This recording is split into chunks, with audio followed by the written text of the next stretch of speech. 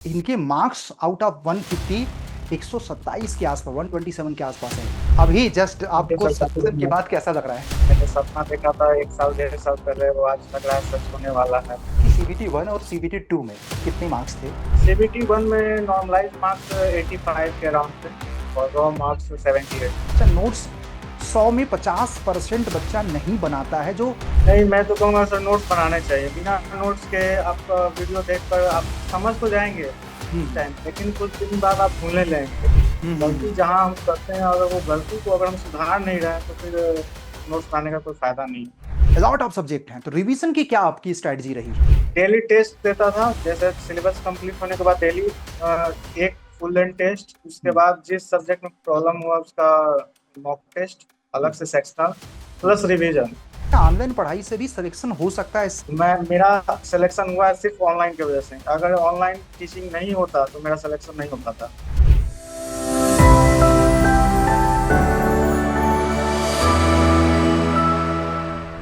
Hello engineers, मैं आपका mentor are के मिश्रा इंजीनियर्स अड्डा पे आप सभी लोगों का स्वागत करता हूं। आज मैं एक अपने मैकेनिकल वॉरियर से मिलवाऊंगा, अजय से, जिन्होंने कमाल कर दिया है। और ये हम लोगों के साथ रेगुलर अड्डा के ऐप में पढ़ाई कर रहे थे और यूट्यूब पे भी पढ़ाई कर रहे थे और लगातार मेहनत कर रहे थे। बिलीव नहीं होगा, इस इंटरव्यू को आप लोगों को जरूर देखना चाहिए, क्योंकि मैकेनिकल में आउट ऑफ 150, जहां पे मैकेनिकल का कट ऑफ सिविल इलेक्ट्रिकल के कंपैरिजन में बहुत ज्यादा गया है, शिफ्ट टू में करीब 110 से 114 115 के एबव गया है। इनके मार्क्स आउट ऑफ 150 127 के आसपास 127 के आसपास है। तो सबसे पहले तो Ajay, many many congratulations engineer सडा परिवार की तरफ से। तो पहला मेरा क्वेश्चन है कि अभी जस्ट ओके आपको सर, काफी सिलेक्शन के बढ़िया। बाद कैसा लग रहा है? बहुत अच्छा लग रहा है सर। तो ओके। मैंने सपना देखा था 1 साल 1.5 साल पहले, वो आज लग रहा है सच होने वाला है। ओके। तो अब मैं पहला क्वेश्चन पूछूंगा थोड़ा सा यार अपने बारे में। जैसे एक बच्चा, बहुत सारे लोग जानना चाहते हैं कि आप कहाँ से बिलोंग करते हैं, कौन सी ब्रांच है, और आपने क्या किया है, और अपने घर वालों के बारे में थोड़ा सा एक बार बताइएगा ब्रीफ। अ, मैं पटना से बिलोंग करता हूँ सर। मेरा जन्म भी यहीं हुआ था और मैंने इंटरमीडिएट तक पढ़ाई यहीं से की थी। उसके बाद मैंने बीटेक किया चेन्नई इंजीनियरिंग कॉलेज से। हम्म बीटेक करने के बाद मैंने फिर यहाँ पर ही पटना में एक लोकल कंपनी में मैंने प्राइवेट जॉब स्टार्ट कर दी और हम्म 2024 से मैं प्रिपरेशन कर रहा था। हम्म हम्म हम्म, हम्म। ओके। तो अड्डा में कौन सी कोर्स को एनरोल्ड किए थे? बेसिकली मैं आपसे अड्डा के बारे में कैसे पता चला हम लोगों के बारे में? अड्डा के बारे में मैंने एक अपने दोस्त से भी सुना था, तो मैंने पहले वीडियो देखे, मैंने आपके वीडियो देखे, दिगम सर के वीडियो देखे यूट्यूब पे, तो मुझे अच्छा लगा और मुझे लगा कि मुझे अड्डा ज्वाइन करना चाहिए, इसलिए मैंने अड्डा ज्वाइन किया। ओके और बेसिकली अड्डा ज्वाइन करने के बाद मुझे फायदा भी मिला। ओके। तो पहला क्वेश्चन मैं आपसे पूछना चाहता हूँ कि आपकी सीबीटी वन और सीबीटी टू में कितने मार्क्स थे? सीबीटी वन में नॉर्मलाइज मार्क्स 85 के अराउंड थे और raw marks 78। Okay. CBT two में तो आप लोग जान ही रहे हैं कि 127.8 मार्क्स आए। यार ये बहुत ज्यादा मार्क्स नहीं है? एक 150 में 127 से भी ज्यादा नंबर। तो यार इतना ज्यादा नंबर लाने की क्या मतलब की सीक्रेट है बच्चों को? थोड़ा सा, चूंकि आप सफल हो चुके हो, तो मुझे थोड़ा सा ये जानना है कि बच्चे भी जानना चाह रहे हैं, क्या ये आपकी सीक्रेट प्रिपरेशन से स्ट्रेटजी रही इस पूरी जर्नी के दौरान? यार आपने तो बियॉन्ड द लिमिट मेहनत एक्चुअली की। क्या हुआ सर कि जब सीबीटी टू का एग्जाम, जब 22 अप्रैल को सेकंड शिफ्ट कैंसिल हुआ, तो हम्म उसमें उस टाइम मेरे मार्क्स थे 110 मार्क्स थे। हम्म हम्म हम्म हम्म, फर्स्ट फर्स्ट टाइम में, तो उस समय जब आंसर की आने के बाद, जब सर तो बहुत खुश हुआ कि 110 मार्क्स है, हो ही जाना चाहिए। हम्म लेकिन उसके बाद अगले दिन जब शॉकिंग न्यूज आया कि शिफ्ट कैंसिल हो जाएगी, ये हो जाएगा, हम्म तो मुझे बहुत खराब लगा और रियलिटी में इतना खराब लगा कि मैंने 2-3 दिन तक फिर पढ़ाई के बारे में सोचा भी नहीं। फिर हम्म मैंने फिर से पढ़ाई शुरू की, फिर से रिवीजन स्टार्ट किया, सारे टेस्ट देना स्टार्ट किए।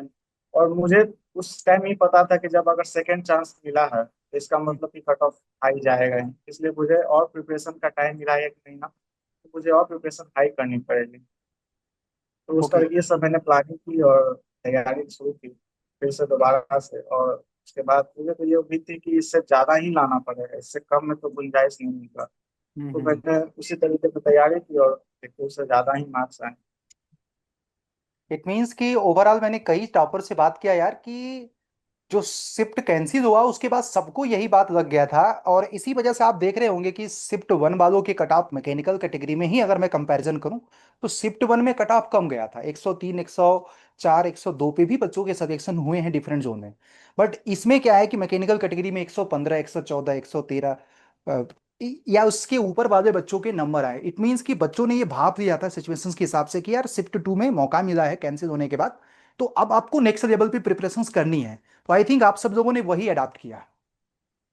जी सर, बिल्कुल। अच्छा, तो मैं ये जानना चाह रहा हूँ कि यार ऑनलाइन की दौर चल रहा है, बच्चा बहुत सारा दिमाग में कंफ्यूजन रखा रहता है।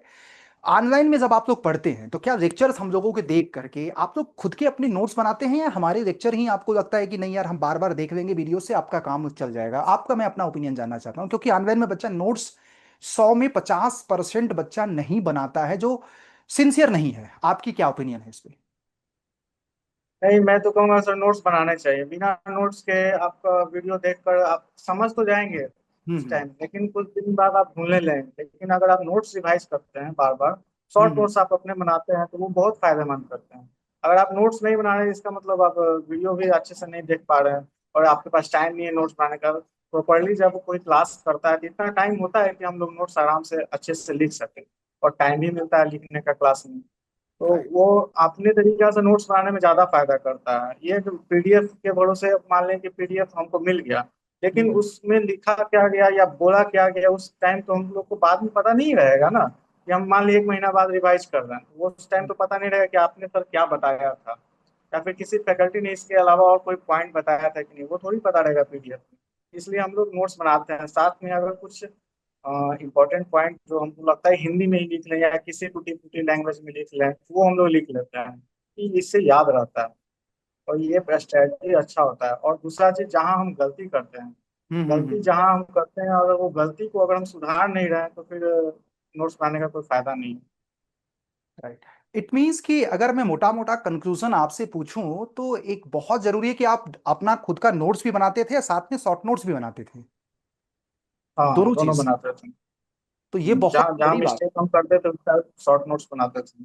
राइट, ये बहुत बड़ी बात है कि ऑनलाइन पढ़ाई करते हुए खुद का एक हर एक सब्जेक्ट का नोट्स बनाना, फिर हर एक सब्जेक्ट से क्रिप्स कंटेंट निकाल करके फार्मूला और की पॉइंट से आप लोग शॉर्ट नोट्स वगैरह भी बनाते थे। एक चीज़ मैं आपसे पूछना चाहता हूँ, और ये हर एक सिंसियर बच्चे को करना भी चाहिए। देखो एक जर्नी में अगर आपको सजेशन देना है जैसे अजय ने दिया, तो आपको भी करना पड़ेगा। और ये पड़ाव है, इसके बिना नहीं हो सकता। अब मैं बात करूंगा प्रैक्टिस। प्रैक्टिस तो बहुत सारे बच्चे किए होंगे, आपने ऐसा कौन सा यूनिक प्रैक्टिस का टेक्निक इस्तेमाल किया जैसे, क्योंकि इतना अच्छा नंबर इसका मतलब मैकेनिकल कैटेगरी में ओवरऑल मैं तो मानता हूं कि आरआरबी जेई में टॉपर्स की लिस्ट में आएंगे, असली टॉपर जिसको बोलते हैं। तो आपने अलग कौन सी प्रैक्टिस की जिससे एग्जाम में आपकी एक्यूरेसी बहुत अच्छी है इतने नंबर पे? जब मैंने अपना सिलेबस सबसे पहले कंप्लीट किया, अप्रोक्स मैंने फरवरी के अराउंड अपना सिलेबस पूरा कंप्लीट कर लिया था, क्योंकि मुझे पता था कि मार्च या अप्रैल में एग्जाम होने वाला है। और हम्म अगर एग्जाम से देख के 1.5 महीना पहले मैं प्रैक्टिस शुरू नहीं करूंगा, तब तक हम्म कुछ नहीं होने वाला। हम्म तो हम्म मैंने फरवरी के अराउंड सिलेबस पहले कंप्लीट किया सारा। पुराने वीडियो देखे, अड्डा से, यूट्यूब से देखे, आपके वीडियो देखे, शिवम सर हम्म के वीडियो देखे, सारे हम्म वीडियो देख के मैंने पहले सिलेबस कंप्लीट किया। डीप नॉलेज उससे मुझे मिला। और हम्म उसके बाद मैंने प्रैक्टिस शुरू की। हम्म प्रैक्टिस शुरू की तो इन सेंस पहले मैंने आपका बुक सॉल्व किया, फिर सीएम सर के 1000 एमसीक्यू थे वो सॉल्व किए। और हम्म वैसे 2-3 बार मैंने बुक सॉल्व किए। बुक सॉल्व हम्म करने के बाद मैंने सेक्शनल टेस्ट पहले लगाया। हम्म सेक्शनल टेस्ट लगाने में मैंने सब्जेक्ट वाइज लगाया। सब्जेक्ट वाइज लगाने में जो सब्जेक्ट जिसमें मेरे मार्क्स बहुत कम आते थे, उस हम्म सब्जेक्ट में मैंने ज़्यादा फोकस किया। उसको दोबारा रिवाइज किया, तिबारा रिवाइज किया, ऐसे रिवाइज करता गया। और लगभग 15 या 20 दिन बाद मैंने फुल लेंथ टेस्ट देना शुरू कर दिया। और फुल लेंथ टेस्ट देने के बाद मैं हर टेस्ट देने के बाद उसको एनालाइज करता था 2 घंटे, कि आखिर मुझसे इसमें गलती कहाँ हुई और उस गलती को मैं कैसे सुधार सकूँ, या कॉमन मिस्टेक या फिर मुझे कुछ नहीं पता, तो उसको मैं पहले नोट करता था अलग कॉपी में। टेस्ट का अलग कॉपी बनाता था जिसमें मैं नोट करता था, और उसको भी हमेशा रिवाइज करते रहता था। ये मेरा टेक्निक था तैयारी करने का। ओके। इट मीन्स कि ये भी देखो यूजुअली क्या होता है कि पहले बच्चे सिलेबस नहीं कंप्लीट करते हैं, टेस्ट पे चले जाते हैं, उससे डिमोटिवेशन होता है जब अच्छे नंबर नहीं आते हैं। ठीक है, अच्छा अप्रोच है जी आपका कि पहले आप अपने सिलेबस को कंप्लीट करो अच्छे से सिस्टमेटिक तरीके से, फिर आप सब्जेक्ट वाइज टेस्ट दो, फिर उसके बाद जब आपका सब्जेक्ट वाइज दोगे तो ऑटोमेटिक आपको रिवीजन करना पड़ेगा। फिर आपको फुल एंड मॉक टेस्ट, और फुल एंड मॉक टेस्ट में आपने जैसा कहा कि रिवीजन हो रहा। एक चीज मैं आपसे जानना चाहता हूँ कि इसमें चूंकि इतना सब्जेक्ट है, टेक्निकल है, CBT 2 की मैं बात करूँ, नॉन टेक्निकल के भी सब्जेक्ट है, जी। इतना सारा चीज एग्जाम तक गया कैसे है? क्योंकि अलॉट ऑफ सब्जेक्ट हैं, तो रिवीजन की क्या आपकी स्ट्रेटजी रही? डेली टेस्ट देता था, जैसे सिलेबस कंप्लीट होने के बाद डेली एक फुल लेंथ टेस्ट, उसके हम्म। बाद जिस सब्जेक्ट में प्रॉब्लम हुआ उसका मॉक टेस्ट अलग हम्म। से sectional, hmm. Plus revision. Hmm. और यूट्यूब पे वीडियो नॉन टेक के लिए दीपमनी सर का और पिंकी मैम का देखता रहता था। डेली मेरा ये शेड्यूल था और हम्म। रेगुलर उस चीज को मैंने फॉलो किया बिना किसी गैप के। ऐसा हम्म। नहीं कि किसी दिन मैं 2 घंटे या 3 घंटे रेस्ट ले लूँ, ऐसा कुछ नहीं था। मतलब मैं कंटिन्यू बनाए हुए था कि टारगेट था मेरा कि कम से कम 8 आवर्स तो स्टडी करना ही है। अगर हम्म। मैंने जॉब छोड़ी है तो मुझे तो कम से कम 8 आवर्स करना ही पड़ेगा, और 8 आवर्स का टारगेट लेकर अगर मैं चलता था तो 10 घंटे भी पढ़ लेता था आराम से। 2-2 घंटा 2.5 घंटा का स्लॉट बना कर पढ़ लेता था। 2.5 घंटा पढ़ने के बाद फिर आधा घंटा या 1 घंटा रेस्ट लिया, फिर 2.5 घंटे पढ़ाई की। ऐसे मैंने स्ट्रेटजी बनाई। उससे इजी भी हुआ और मेरा सारा सब्जेक्ट कवर भी हो जाता था। जैसे मैंने 6-7 घंटे नॉन टेक टेक्निकल को दिया और 3 घंटे मैंने नॉन टेक को दिया। डेली मैं यही करता था और ये मैंने एग्जाम तक कंटिन्यू किया। इट मीन्स कि टेक्निकल के साथ साथ हमारे नॉन टेक्निकल की टीचर्स ने भी काफ़ी मदद किया, जैसे मैं, शिवम सर हो गए, पिंकी मैम, दीपमनी सर। मतलब ओवरऑल देखो, एक ऑब्वियस बात है कि एग्जाम को क्रैक करना एक कलेक्टिव एफर्ट होता है, सभी टीचर्स का उसमें योगदान होता है, सब लोग अपने अपने सीगमेंट में बेस्ट देने की कोशिश करते हैं। तो ये रिवीजन की स्ट्रेटजी आपकी रही। अच्छा, कभी ऐसा आया क्या पूरी जर्नी में आपको लगा कि यार डीमोटिवेट हो गए हैं यार? कभी ऐसा कोई एग्जाम आपने दिया जिसमें असफल हो गए, आपने पूरी तैयारी से दिया और असफल हुए, तो ऐसा आपके साथ कभी हुआ है क्या कि कि आप पहला एग्जाम दिया और आपका एग्जाम बाई टैलेंट निकल गया? नहीं, मैंने तो पहली बार एग्जाम दिया है सर। ओके। एलपी का भी दिया और जेई का भी दिया, पहली बार ही दिया। अच्छा। तो एलपी का भी निकल गया और जेई का भी निकल गया। 15 तारीख को ही एलपी का साइको दिए हैं अभी। अच्छा अच्छा, मतलब मुझे लग रहा है कि इस पे तो आप तो एलपी में ही पार्टिसिपेट करोगे ना, ईमानदारी से बताओ। नहीं, अगर इसका ज्वाइनिंग लेटर पहले आ जाएगा तो एलपी नहीं करेंगे। अच्छा अच्छा, ठीक है। चलो, बहुत अच्छी बात है। अच्छा, मैं आपसे एक चीज़ और पूछना चाहता हूँ कि थोड़ा सा अपने मतलब जर्नी में जैसे कभी कभी होता है कि कौन सा ऐसा फैक्टर है जो आपको लगा कि नहीं यार, आरआरबी से प्राइवेट सेक्टर को छोड़ करके हमें गवर्नमेंट सेक्टर की प्रिपरेशंस करना चाहिए? कौन सी ऐसी चीज़ आपको मोटिवेट किया? कहीं से तो आपको एक प्रेरणा मिला होगा या मेंटरशिप मिला होगा कि नहीं यार, हमें अब प्राइवेट सेक्टर में नहीं काम करना चाहिए। देखिए, प्राइवेट सेक्टर में क्या होता है कि हमेशा टारगेट सेट होता है। हम्म। अगर उस टारगेट को आप कंप्लीट नहीं कर पाए तो इसका हार्श रियलिटी है कि आपको वीकेंड्स में भी काम करना पड़ेगा, हम्म। जो हम्म। मुझे बहुत खराब लगता है। हम्म। और उसके बाद सैलरी सेटिस्फाइंग नहीं रहता, मेहनत आपका उतना रहता है, नॉलेज का पर उतना यूटिलाइजेशन नहीं होता है प्राइवेट सेक्टर में। बस वो जो काम देंगे आपको वही करना है, भले ही आपके पास कितना भी नॉलेज। ये थोड़ा मुझे खराब लगता था। मैंने 2-3 साल नौकरी की और मेरे पापा वो भी हमेशा कहते रहते थे कि नहीं, तुम ट्राई करो, गवर्नमेंट जॉब का ट्राई करो। तो मैंने 2024 में जब वैकेंसी निकली तो मैंने सोचा कि देखता हूँ, कोशिश करता हूँ पढ़ाई करने का। हम्म। तो वैकेंसी पहले एलपी का निकला, फिर जेई का निकला। तो मैंने एलपी का निकला और जेई का सिलेबस देखा तो देखा कि CBT 1 का लगभग सेम सिलेबस। Right right. तो CBT 1 का सेम सिलेबस था तो मैंने ऑनलाइन पढ़ाई शुरू कर दी। तो वैसे ही जॉब भी करता था और 2 घंटे सुबह में पढ़ाई करता था, 2 घंटे रात में, और कभी टाइम मिला तो कंपनी में भी 2 घंटे पढ़ाई करता था। 6 घंटे का टारगेट लेकर चला था CBT 1 के लिए। और CBT 1 में बहुत अच्छा खासा टाइम मिला, जिसको मेरे लिए बेनिफिट था। मतलब लगभग 10 महीने टाइम मिला। तो वो अच्छे से मेरा सिलेबस भी हुआ और सब चीज़ से फिर मैंने मॉक टेस्ट भी दिया तो अच्छे खासे नंबर आया। तब मुझे लगने लगा कि मैं क्रैक कर सकता हूँ। तो CBT 1 जैसे ही मेरा क्रैक हुआ तो मैंने उसके बाद फिर सोचा कि अब जॉब करते हुए तो अब CBT 2 क्रैक नहीं हो पाएगा, इसलिए मैंने जॉब ड्रॉप कर दिया उसके बाद। ओके। इट मीन्स कि मैं अगर बोलूं कि ऑनलाइन एजुकेशन उन बच्चों के लिए ज़्यादा हेल्प, हालांकि सबके लिए है, सब अगर समझें इस चीज़ को, जो जॉब कर रहे हैं या किसी मजबूरी बस बहुत ज़्यादा ऑफलाइन का फीस अफोर्ड नहीं कर पा रहे हैं, घर बैठे पढ़ाई करना चाह रहे हैं, तो आपको एक ओपिनियन जानना चाहे, क्या ऑनलाइन पढ़ाई से भी सिलेक्शन हो सकता है? कंटेंट हम लोगों के सफिशियंट होते हैं एग्जाम ओरिएंटेड? मैं आपसे एक ऑनेस्टली अगर मैं आपसे पूछूं तो। ऑनेस्टली सर, बिन ऑनलाइन हो ही सकता है। अगर आज के जमाना में देखें तो पहले नहीं हो सकता था, पहले ऑनलाइन सुविधा सब चीज नहीं थी, लेकिन हम्म।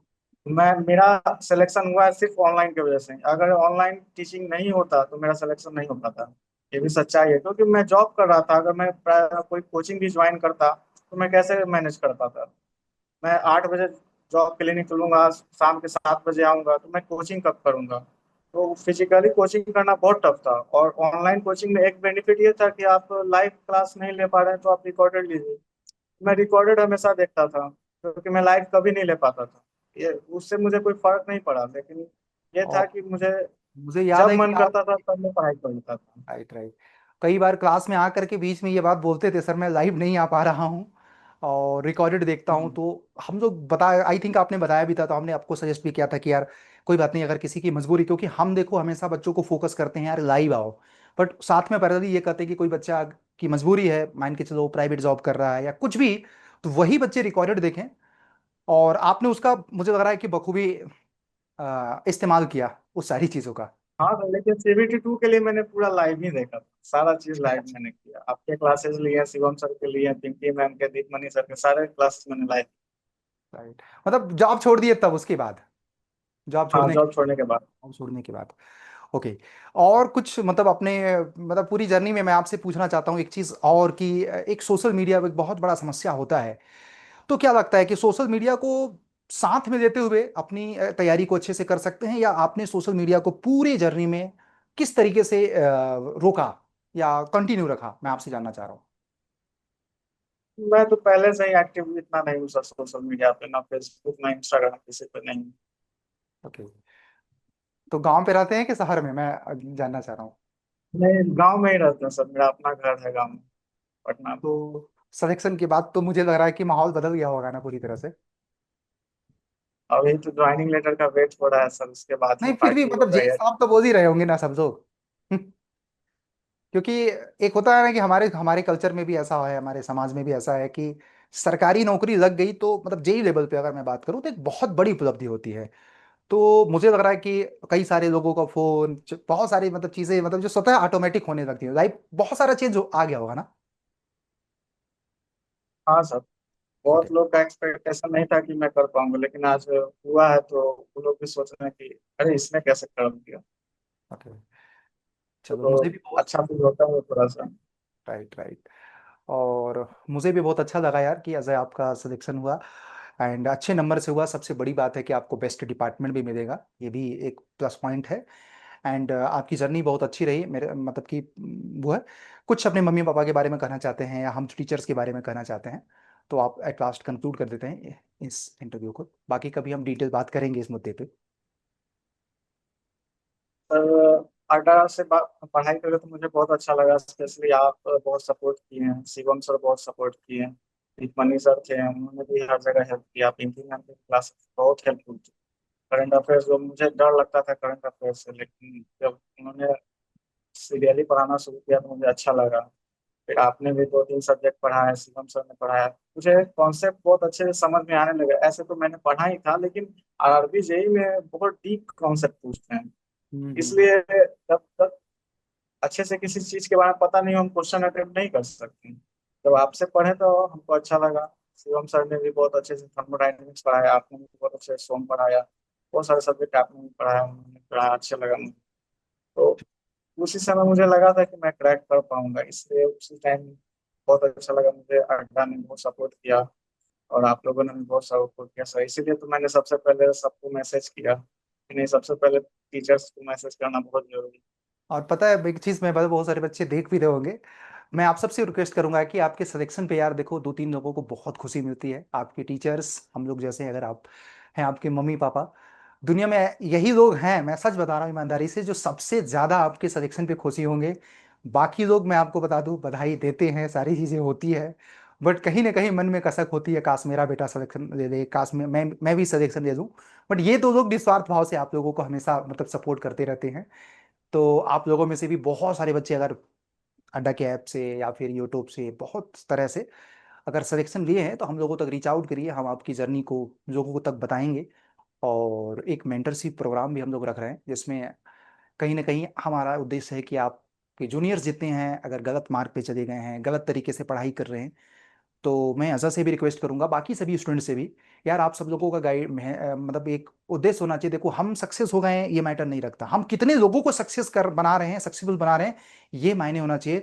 और आपके सिलेक्शन का सबसे ज्यादा बेनिफिट तभी होगा जब आप अपने जूनियर्स को, आप अपने जितने भी आने वाली फ्यूचर जनरेशन को आप गाइड कर सकें। अल्टीमेटली हम सबका यही गोल है। Thank you Ajay, and many many congratulation for your thank selections, and hope ऐसे ही यू। आप आगे बढ़ते रहो अपने करियर में। Thank you.